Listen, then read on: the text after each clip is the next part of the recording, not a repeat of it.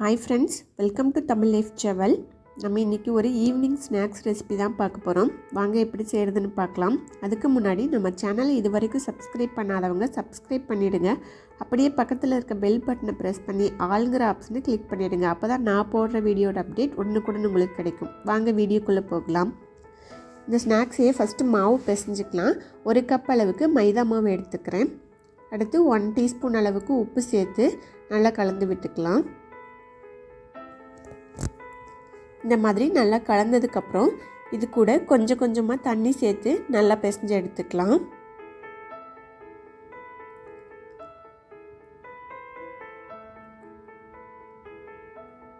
ஃபஸ்ட்டே நிறைய தண்ணி சேர்த்துடாதீங்க. இந்த மாதிரி கொஞ்சம் கொஞ்சமாக தண்ணி சேர்த்து மாவை சப்பாத்தி மாவு மாதிரி நல்லா பிசைஞ்சு எடுத்துக்கலாம். பாருங்கள், மாவு இந்த பதத்துக்கு பிசைஞ்சுக்கிட்டால் சரியாக இருக்கும்.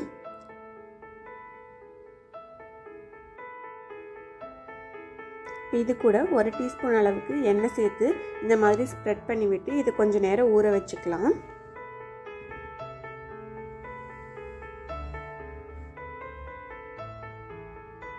மாவு ஊறும் பொழுது நல்லா சாஃப்டாக இருக்கும். ஒரு 1/4 மணி நேரம் ஊறினாலே போதும். இந்த கேப்பில் நம்ம மசாலா ரெடி பண்ணிக்கலாம். அதுக்கு கடாயில் 2 டீஸ்பூன் அளவுக்கு எண்ணெய் சேர்த்துக்கிறேன். எண்ணெய் சூடான உடனே கடுகு சேர்த்துக்கலாம். கடுகு இது போல் நல்லா பொரிஞ்சதுக்கப்புறம் ஒரு பெரிய வெங்காயத்தை இந்த மாதிரி நைஸாக கட் பண்ணி சேர்த்துக்கிறேன். எந்த அளவுக்கு சின்னதாக கட் பண்ண முடியுமோ அந்த அளவுக்கு சின்னதாக கட் பண்ணிக்கலாம். அப்போ தான் நான் மாவில் வச்சு ஸ்ப்ரெட் பண்ணும்போது சரியாக இருக்கும். பாருங்கள், வெங்காயம் இந்த மாதிரி நல்லா பொன்னிறமாக வணங்கி வந்ததுக்கப்புறம் நம்ம இதில் மசாலா சேர்த்துக்கலாம். நான் 1 டீஸ்பூன் அளவுக்கு மிளகாய்த்தூள், 1/2 டீஸ்பூன் அளவுக்கு கரம் மசாலா சேர்த்துக்கிறேன்.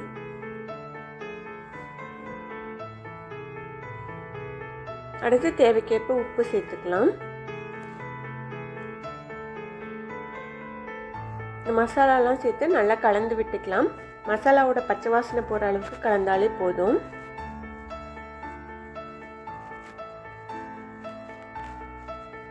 மசாலா சேர்த்து இந்த அளவுக்கு நல்லா வதங்கி வந்ததுக்கப்புறம் நம்ம இதில் வேக வச்சு மசித்த உருளைக்கிழங்கு சேர்த்துக்கலாம். நான் 3 மீடியம் சைஸ் உருளைக்கிழங்கை வேக வச்சு இந்த மாதிரி மசித்து எடுத்து வச்சுருக்கேன். அதை சேர்த்துக்கிட்டேன். உருளைக்கிழங்கு சேர்த்து நல்லா கலந்து விட்டுக்கலாம்.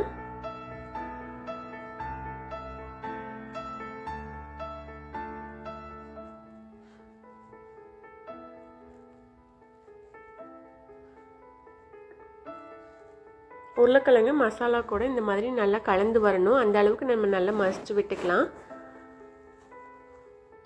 அடுத்து இது கூட கொஞ்சம் கொத்தமல்லி இலை சேர்த்து நல்லா கலந்து விட்டுக்கலாம். இப்போ நமக்கு மாவுக்கு உள்ளே வைக்கிற ஸ்டஃபிங் ரெடி ஆயிடுச்சு. இப்போ நம்ம அடுப்பை ஆஃப் பண்ணிடலாம்.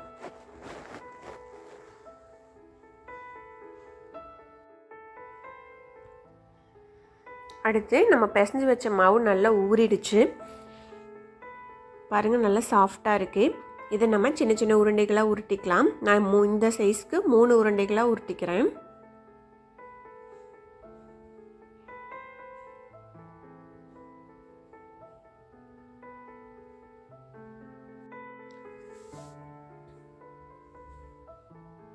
இந்த மாதிரி 3 உருண்டைகளை ஊற்றினதுக்கப்புறம் நம்ம இதை சப்பாத்தி கட்டையில் வச்சு நல்லா தேய்ச்சிக்கலாம். அதுக்கு ஃபஸ்ட்டு கொஞ்சோண்டு வரமாவு ஸ்ப்ரெட் பண்ணி விட்டுக்கிறேன். இந்த மாதிரி விடும் பொழுது மாவு வந்து கட்டையில் ஒட்டாமல் வரும்.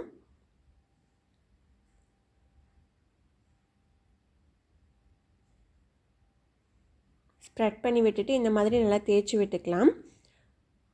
சப்பாத்தி எந்த அளவுக்கு நைஸாக தேய்ப்போமோ அந்த அளவுக்கு தேய்ச்சாலே போதும். ரொம்பவும் திக்காக தேய்க்கணுங்கிறதில்ல, அதே போல் ரொம்பவும் நைஸாக தேய்க்கணுங்கிறதில்ல. இந்த அளவுக்கு தேய்ச்சதுக்கப்புறம் நம்ம வணக்கி வச்சுருக்க மசாலாவை இதில் கொஞ்சம் எடுத்து வச்சு ஸ்ப்ரெட் பண்ணி விட்டுக்கலாம்.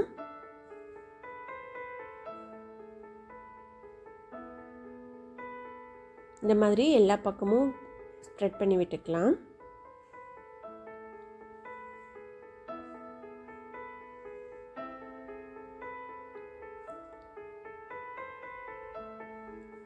இந்த மாதிரி ஸ்ப்ரெட் பண்ணதுக்கப்புறம் நம்ம இதை உருட்டிக்கலாம்.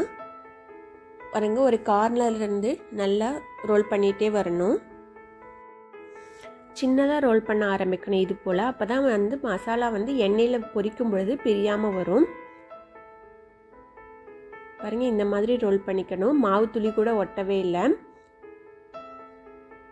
இப்போ சைடில் கொஞ்சம் மாவு இருக்குது பாருங்கள், அதை கட் பண்ணி எடுத்துக்கலாம்.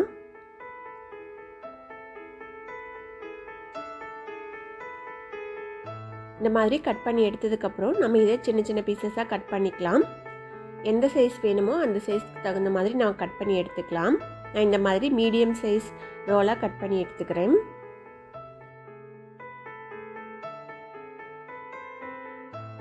இதே போல் மீதம் இருக்க எல்லா மாவையும் கட் பண்ணிவிட்டு நம்ம எண்ணெயில் பொரிச்சு எடுத்துக்கலாம்.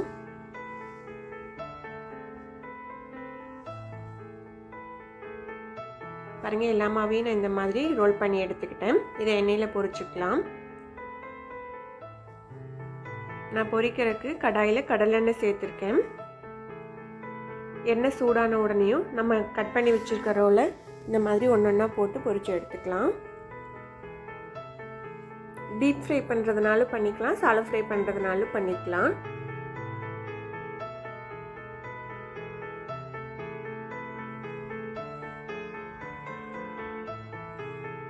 இந்த ரோலை எண்ணெயில் சேர்த்துட்டு உடனே திருப்பி விடக்கூடாது. ஒரு சைடு நல்லா செவந்து வந்ததுக்கப்புறம் திருப்பி விடணும். பாருங்கள், ஒரு சைடு நல்லா செவந்துருச்சு. இது போல் நம்ம திருப்பி விட்டுக்கலாம்.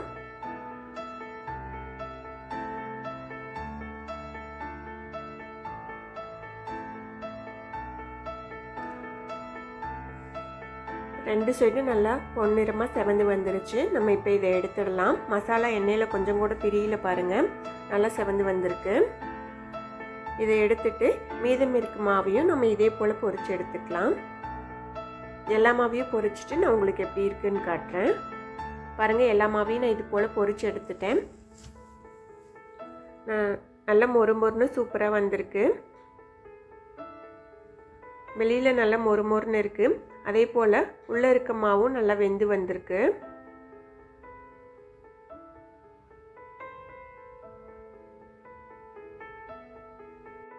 இந்த மாதிரி டிஃப்ரெண்ட்டாக நம்ம ஈவினிங் ஸ்நாக்ஸ் செஞ்சு கொடுக்கும்பொழுது குழந்தைங்க விரும்பி சாப்பிடுவாங்க.